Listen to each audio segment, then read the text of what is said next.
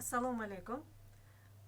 Bugun biz siz bilan hozirgi davrda dunyo mamlakatlari ta'lim modellari mavzusida suhbatlashamiz. Bugungi mavzuyimiz quyidagi reja asosida o'zlashtiriladi. Birinchisi, dunyo mamlakatlaridagi zamonaviy ta'lim modellari haqida gaplashamiz. Ikkinchisi, Yevropa mamlakatlari ta'lim tizimi hamda Osiyo mamlakatlari ta'lim tizimi haqida suhbatlashamiz. O'zlashtirilishi lozim bo'lgan asosiy tayanch tushunchalar quyidagilardan iborat. Ta'lim modellari: maktabgacha ta'lim, boshlang'ich maktab, o'rta maktab, yuqori maktab, kollej hamda oliy ta'lim. Bugungi mavzuni boshlashdan avval biz siz bilan o'tgan mavzularni takrorlash uchun kichik pedagogik diktant o'tkazamiz. Buning uchun men sizga aniq ta'rifni keltiraman, siz esa mana shu ta'rifga tegishli bo'lgan jumlani topib o'z o'rniga qo'yishingiz lozim bo'ladi. Birinchisi, aniq maqsadli hamda ijtimoiy tarixiy tajriba asosida yosh avlodni har tomonlama kamol toptirishga, ularning ongini, ma'naviy axloqiy qadriyatlar va dunyoqarashini shakllantirishga qaratilgan tizimli jarayon. Bu ta'rif qaysi tushunchaga tegishli to'ldirasiz? Ikkinchisi, ishlab chiqarishdan ajralgan holdagi ta'lim olish shakli qaysi ta'lim shakli? Uchinchisi, ishlab chiqarishdan ajralmagan holda ta'lim olish shakli bu. Siz tegishli jumlani bo'sh o'ringa joylashtirasiz. Navbatdagisi, katta yoshdagilarni o'qitish va ularga ta'lim berish bilan shug'ullanuvchi fan sohasi pedagogikani qaysi sohasi? Va oxirgisi, imkoniyati cheklangan yoshlar o'quvchilarni ijtimoiylashtirishga va ta'lim berishga yo'naltirilgan ta'lim sohasi qaysi soha? Siz bu topshiriqni bajarib bo'lgan bo'lsangiz, demak, asosiy mavzuga o'tamiz. Bugun biz siz bilan dunyodagi yetakchi ta'lim modellari haqida gaplashamiz va ular bugungi kunda ikkita asosiy ta'lim modellari sifatida qayd etiladi. Bu Yevropa ta'lim modeli hamda Osiyo ta'lim modeli. Bu ikki ta'lim modelini bugun biz siz bilan qiyosiy o'rganamiz. Yevropa ta'lim modeli qaysi xususiyatlarga ko'ra ajralib turadi? Yevropada ta'lim asosan boshlang'ich maktabdan boshlanadi va yuqori talablarni qo'yish, ularga puxta bilim berish, jumladan tabiiy va muhandislik fanlari sohasida chuqur bilim berishga qaratilgan. Boshlang'ich va o'rta maktabda o'qish jami 10-12 yil davom etadi. Bu modelda barcha darajada bilim berish markazlashtirilgan bo'lib, asosan davlat hisobidan bepul amalga oshiriladi. Yevropa ta'lim modelidagi asosiy xususiyatlardan biri bu o'quvchilarning erkinligi, ularning shaxsi o'ta hurmat qilinishi va ularga ta'lim olishda mustaqillik, erkin muhit yaratishga alohida e'tibor qaratilishi bilan ajralib turadi. Va ushbu ta'lim modelida, Yevropa ta'lim modelida o'quvchilar bilimini boshlang'ich maktabdan boshlab baholash mezonlari yuqori hisoblanadi va ushbu mezonlar asosida sinfdan sinfga ko'chiriladi. Lekin shunday bo'lishiga qaramasdan, Yevropa ta'lim modelida o'quvchilar bilimini muntazam ravishda, ayniqsa boshlang'ich sinfdan baholashga jiddiy e'tibor qaratilmaydi. Ikkinchi ta'lim modeli bu Osiyo ta'lim modeli hisoblanadi. Osiyo ta'lim modelida Yevropa ta'lim modeliga o'xshash jihatlar ham mavjud bo'lib, bu ta'limni moliyalashtirishda davlatdan tashqari xususiy biznesni o'rniga ham alohida e'tibor qaratiladi. Va shu bilan birga bu yerda maktablar munitsipal organlar tasarrufida, xususiy va davlat oliy o'quv yurtlari son jihatdan taxminan teng hisoblanadi. Boshlang'ich va o'rta ta'lim asosan bepul, oliy ta'lim esa to'lov asosida amalga oshiriladi.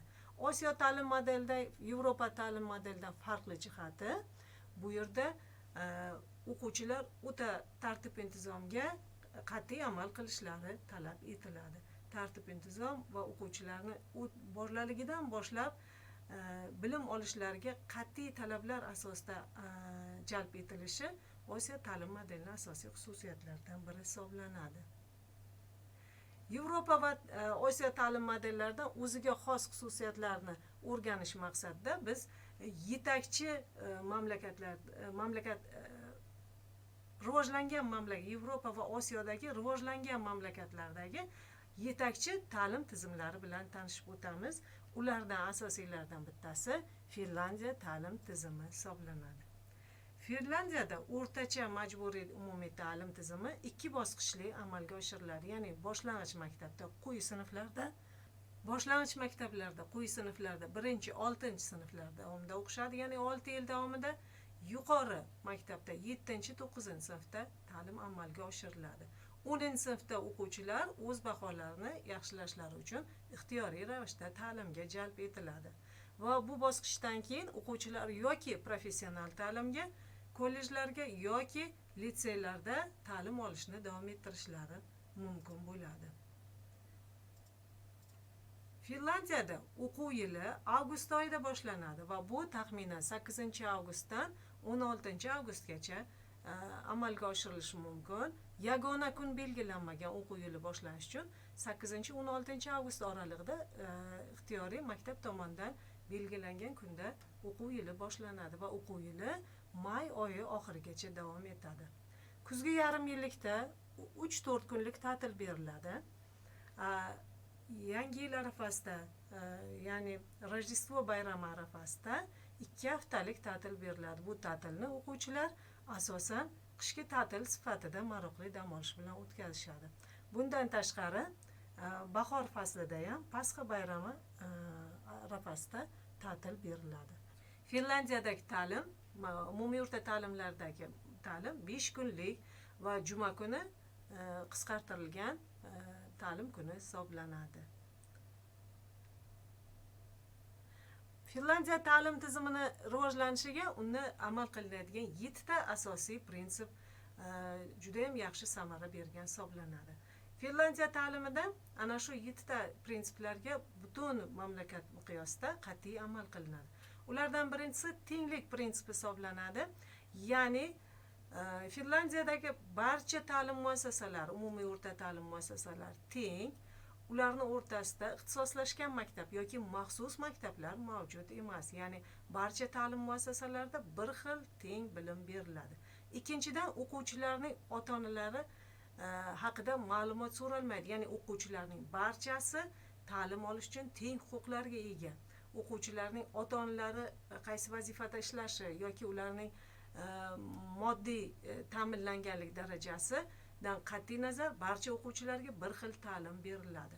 Shu bilan birgalikda o'qituvchilar orasida ham tenglik prinsipi qat'iy amal qilinadi. Ya'ni juda yaxshi ta'lim beruvchi yoki yaxshi ta'lim bermaydigan o'qituvchilar ajratilmaydi, balki barcha o'quvchilar teng bilim berishi bilan tavsiflanadi.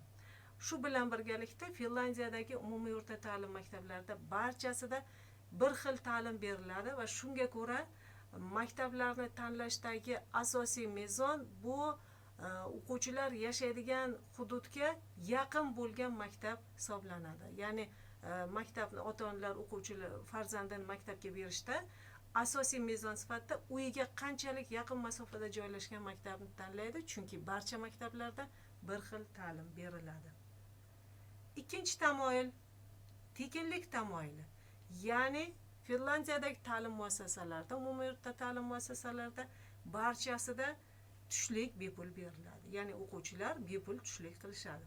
Ikkinchidan, umumiy o'rta ta'lim maktablarida tashkil etiladigan ekskursiyalar, muzeylar yoki sinfdan tashqari tadbirlar jarayonidagi sayohatlarning barchasi bepul davlat hisobidan amalga oshiriladi. Uchinchidan, agar bolani uyidan maktabgacha bo'lgan masofa 2 kilometrdan uzoq bo'ladigan bo'lsa, o'quvchilar bepul avtobuslar bilan maktabga olib kelinadi.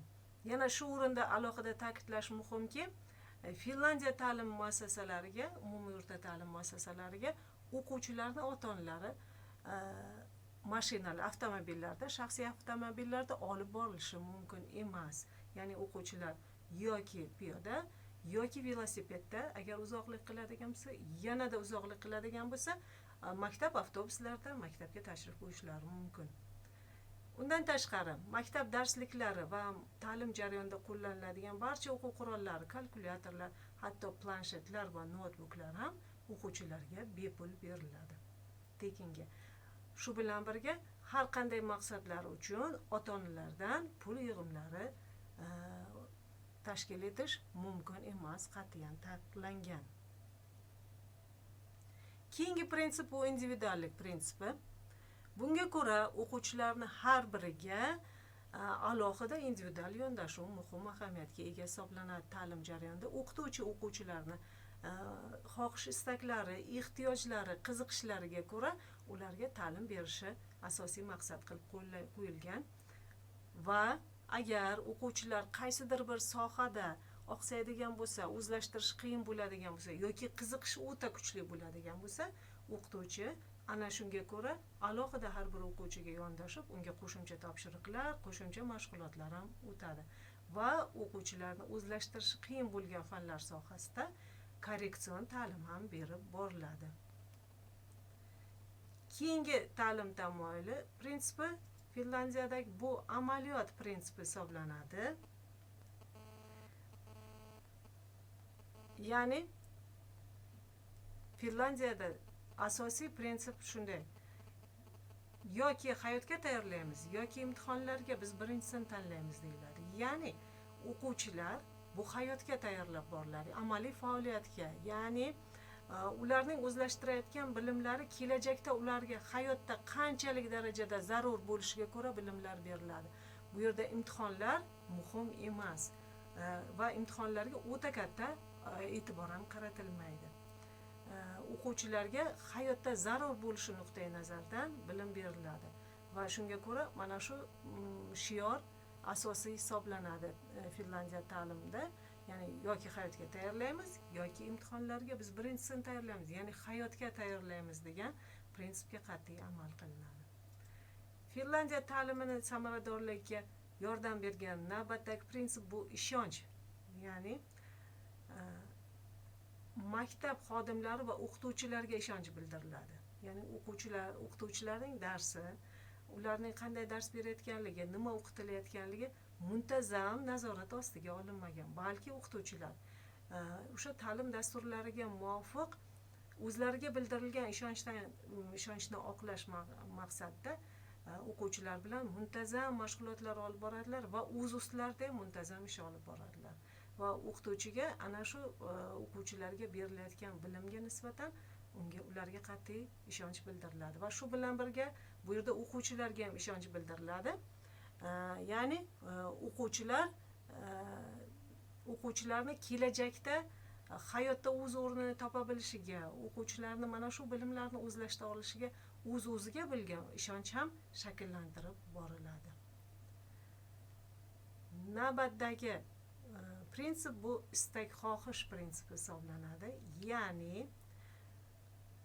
o'quvchilarning xohish istagiga ko'ra, qiziqishiga, ularning ehtiyojiga ko'ra bilimlar beriladi.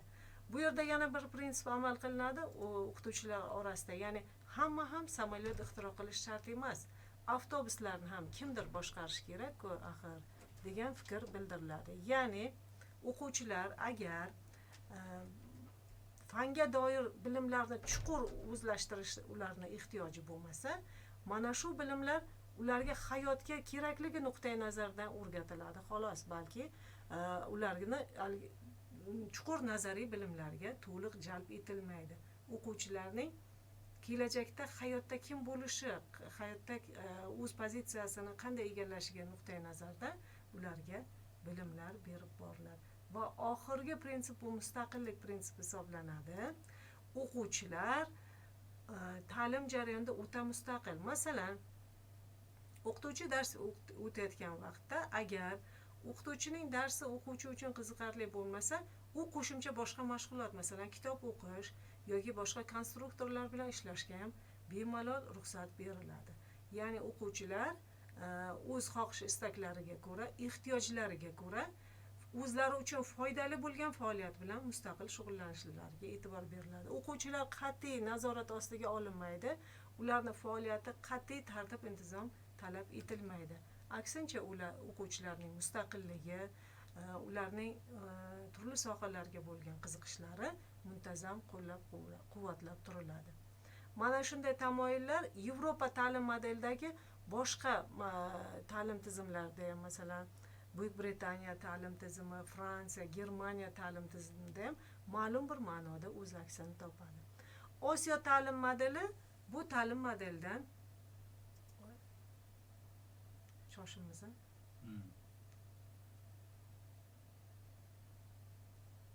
Oldinga o'tkazing, oldinga. Yana.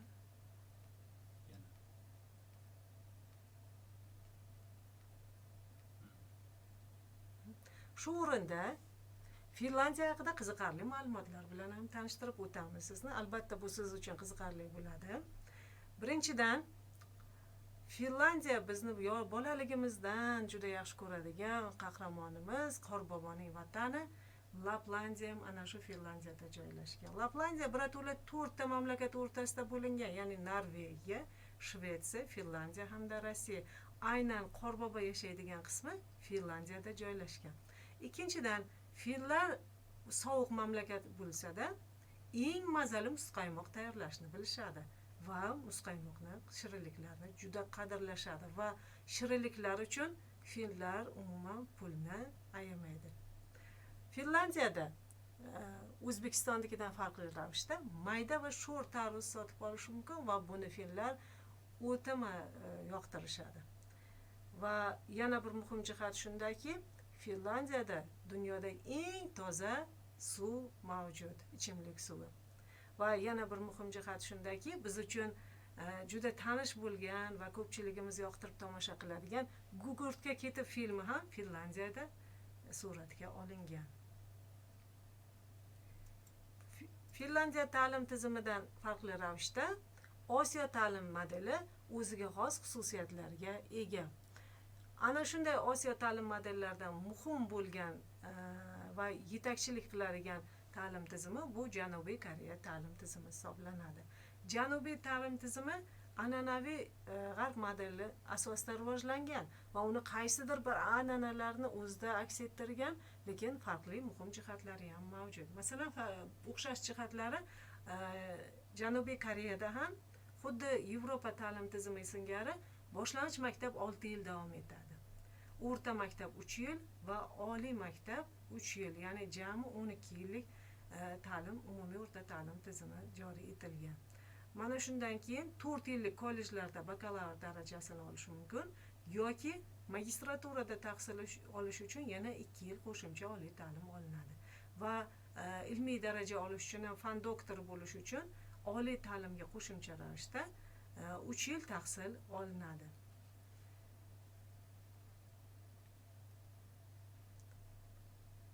Janubiy Koreya umumiy o'rta ta'lim tizimi 3 ta, biz yuqorida aytganimizdek 3 ta bosqichda amalga oshiriladi. Boshlang'ich maktab 6 yil, bu majburiy ta'lim hisoblanadi. O'rta maktab 3 yil, bu ham majburiy ta'lim hisoblanadi. Yuqori maktab bu majburiy emas va 3 yil davom etadi. Kollejlarda oliy ma'lumot olish uchun o'qish 2 yil davom etadi. Universitetlarda tahsil olish bu 4 yil davom etadi.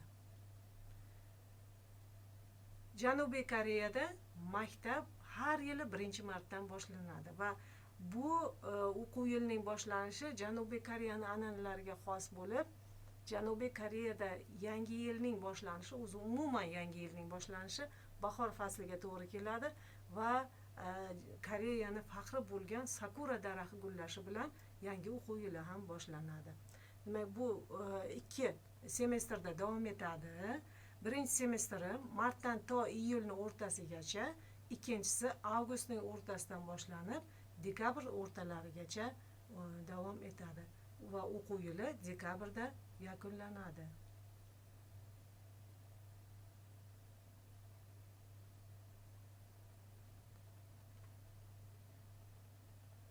Maktabgacha ta'lim tizimi Janubiy Koreyada o'ta muhim davr hisoblanadi, chunki Janubiy Koreyada bolalarni erta bolalik davridan boshlab turli xil to'garaklarga, sport to'garaklariga, fan to'garaklariga yoki maktabga tayyorlashga alohida e'tibor qaratiladi. O'quvchilar bolalarni erta bolalik davridan umuman bo'sh vaqti bo'lmaydi. Ular muntazam ravishda turli xil mashg'ulotlar bilan band bo'ladilar. Maktabgacha ta'lim tizimi bolalar bog'chalarida amalga oshiriladi va bu ko'pchiligi xususiy maktabgacha ta'lim muassasalarini tashkil etadi va 3-5 yoshdan bolalar qabul qilinadi. ko'pchilik bolalar aynan shu maktabgacha ta'lim muassasalarida, ya'ni bog'chalarda maktabga tayyorgarlik ishlarini amalga oshirib boradilar. Farzandlarning maktabga borishi ota-onalar uchun o'ta mas'uliyatli jarayon hisoblanadi va bunga alohida tayyorgarlik ko'riladi. Ya'ni o'quv qurollari, farzandlarni maktabga tayyorgarligi, ular uchun maxsus shart-sharoitlar yaratish va o'quvchilarni maktabda va maktabdan tashqari vaqtda umuman bo'sh vaqtlarida bekor qolmasliklari uchun ular o'ta mas'uliyat bilan yondashadilar. Boshlang'ich maktab 6 yoshdan boshlanadi va sinfda juda ko'pchilik o'quvchilar birgalikda o'qiydi. Ya'ni 50 nafargacha bolalar birgalikda o'qiydi. O'quvchilarga beriladigan bilimlar doirasi ham juda keng. Yevropadan farqli ravishda Osiyo mamlakatlarida o'quvchilar o'ta band bo'ladi va yana bir farqli jihati, Yevropa ta'lim muassasalarida o'quvchilarni kiyinishida, tartib intizomida ham o'ta erkinlik ko'zga tashlansa, Janubiy Koreyada barcha maktablar uchun qat'iy o'quvchilar formalari joriy etilgan va ularni ana shu tartib intizomga amal qilishlari ham muntazam nazorat ostiga olinadi.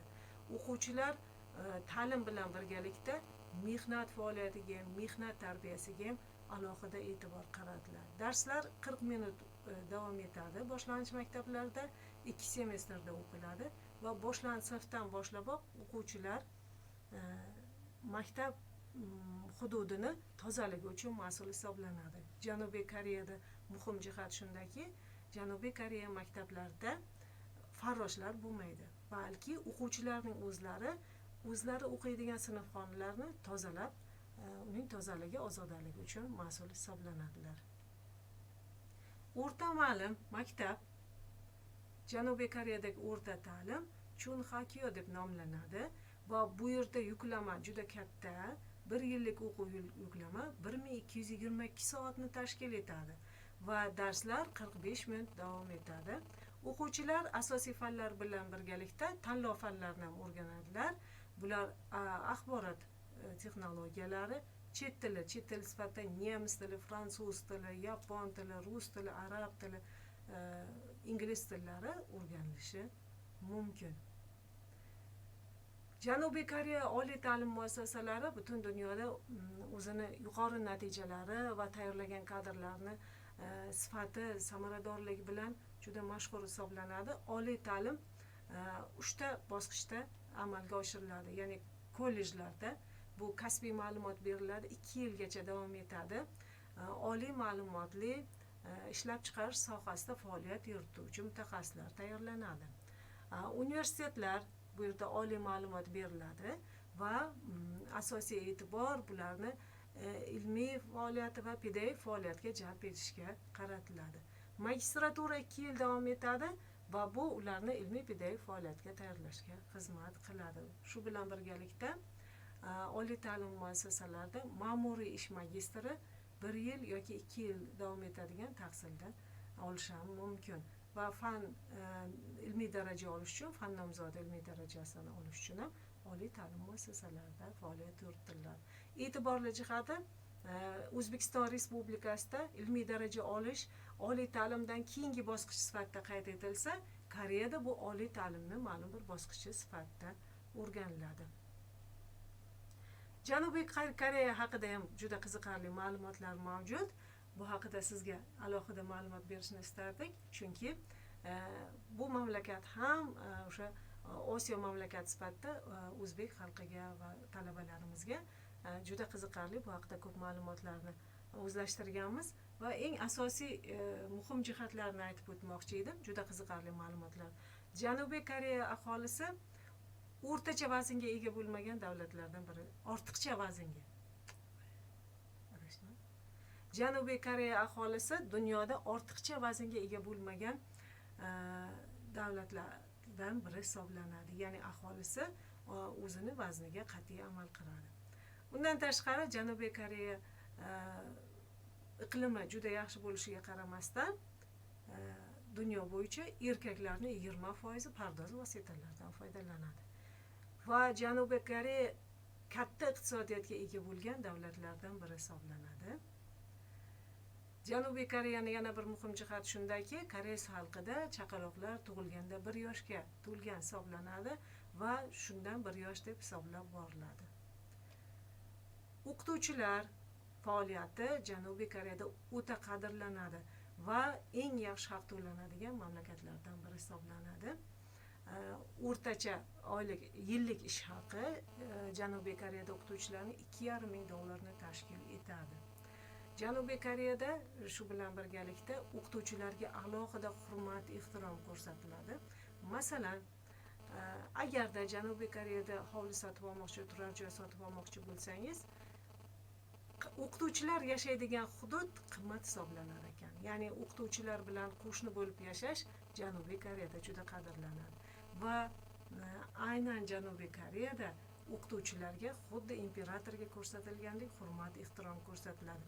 U sizga tanish yoki notanish bo'lishidan qat'iy nazar, hamma aholisi yoshidan ham qat'iy nazar o'qituvchilarga har joyda hurmat, ehtirom ko'rsatishadi.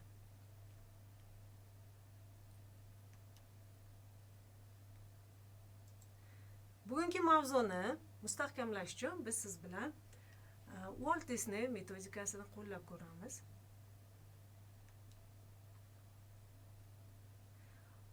Walt Disney metodikasi coaching strategiyadan biri bo'lib, buni o'sha mashhur multimillioner Walt Disney qo'llab ko'rgan.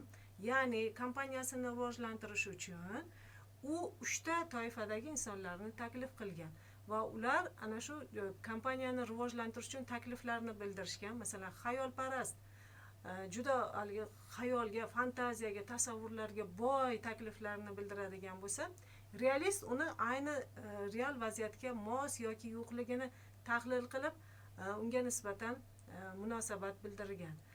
Tanqidchi bu har ikkalasini fikrini tanqid qilgan va shunga ko'ra kompaniyani rivojlantirishga doir muhim g'oyalar ishlab chiqilgan. Mana shuni qo'llash uchun biz siz bilan